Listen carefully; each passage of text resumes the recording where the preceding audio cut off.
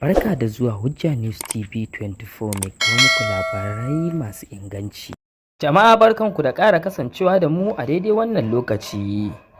Kanin labaranmu daga Jamhuriyar Nijar, inda za ku ji cewa wata kotu a Jamhuriyar Nijar ta wanke Janar Sulaimani daga zargin yunkurin juyin mulkin da ya gudana a ƙasar.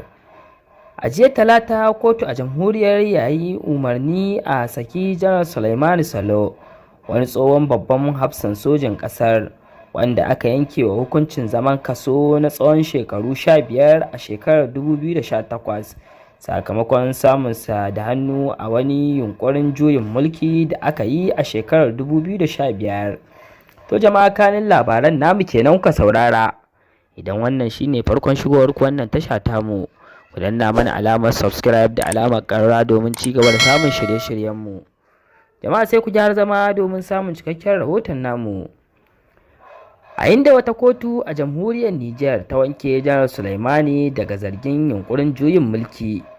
A jiya Talata dai, kotu a Jamhuriyar yayi umarnin a saki Janar Sulaimani Salo, wani tsohon babban hafsan sojojin ƙasar wanda aka yanke wa hukuncin zaman kaso na tsawon shekara 15 a shekarar 2018 sakamakon samunsa da hannu a wani yunkurin juyin mulki da aka yi a shekarar 2015.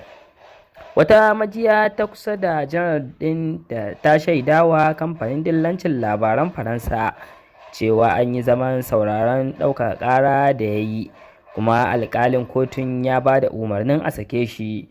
Zalika, wata majiya ta kusa da gwamnatin sojin da ke mulkin Nijar ta tabbatar da wannan al'amari na sakin janar ɗin mai shekaru 70, Janar Sulaimani Salo, wanda hafsan sojojin sama ne, yana cikin sojojin da suka kifar da gwamnatin Mamadu Tanja a shekarar 2010.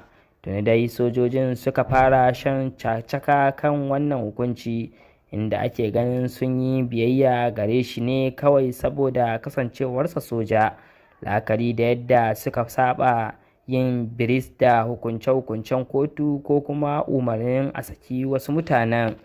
To jama'a, cikakken rahoton namu kenan kuka saurara daga tashar Hujja News 24, tashar al'umma. Dan na mana alamar subscribe da alamar ƙararrawa domin ci gaba da samun shirye-shiryenmu. Haka zalika ku danna mana alamar like domin jin daɗin shirye-shiryen namu.